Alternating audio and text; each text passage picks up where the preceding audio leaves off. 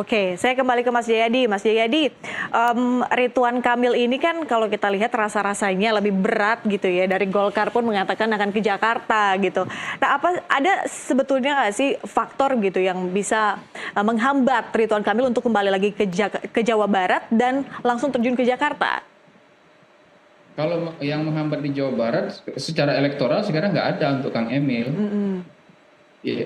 Yang bisa menjadi batu sandungan bagi Kang Emil itu kalau dia masuk ke Jakarta. Kalau di Jawa Barat, Kang Emil kan incumbent. Jadi dia punya keuntungan incumbency effect, efek petahana.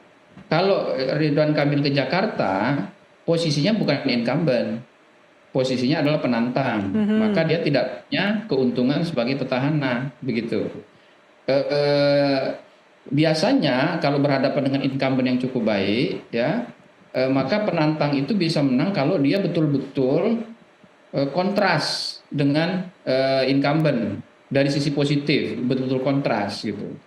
Nah itu, nah sementara ini kalau kita lihat perkembangan di berbagai data, di riset, survei, itu Kang Emil bisa kompetitif berhadapan dengan Anies, tapi belum secara dominan menunjukkan keunggulan, baru kompetitif. Ya, kalau diadu sering kemungkinan masih kalau nggak sama kuat ya masih lebih sedikit unggul Anies gitu ya. Itu artinya kan dengan demikian maka baik bagi Partai Golkar dan koalisinya nanti maupun bagi Kang Ridwan Kamil, kalau dia maju di Jakarta itu perlu effort, upaya yang jauh lebih keras dibandingkan dengan kalau Kang Emilnya di Jawa Barat. Oke. Itu yang harus dihitung juga. Oke. Yang kedua mungkin pertimbangan seperti kata Bang Riza tadi tentang perkembangan elektoral ke depan. Kang Emil mau rencananya apa ke depan? Tentu saja kita tahu yang diinginkan adalah menjadi capres atau cawapres kan, gitu.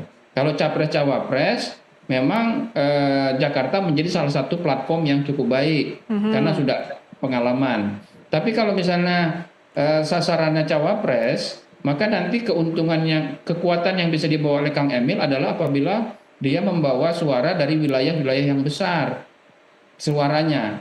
Nah, itu berarti kan pilihannya ke Jawa Barat gitu. Jadi itu yang dihitung. Hal ketiga yang juga harus dihitung adalah pertimbangan strategis. Nah, di sini saya kira koalisi Indonesia Maju berkepentingan. Kenapa? Karena Pak Prabowo nanti akan memimpin kan ke depan. Jakarta itu masih menjadi wilayah yang terkait dengan ibu kota walaupun dia tidak lagi menjadi ibu kota secara undang-undang. Kenapa? Karena kan masih transisi tuh 5-10 tahun ke depan. Itu berarti harus ada kerjasama yang sangat harmonis antara pemerintah pusat dengan daerah khusus Jakarta untuk minimal 5 tahun ke depan.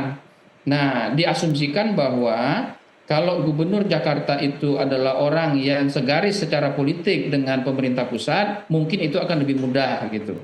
Oke. Nah, maka itu mungkin salah satu pertimbangan kenapa Gerindra, Bang Dasko, ya sementara ini kan belum resmi dari Gerindra ya, itu kan nama Kang Ridwan Kamil, Kang Emil gitu.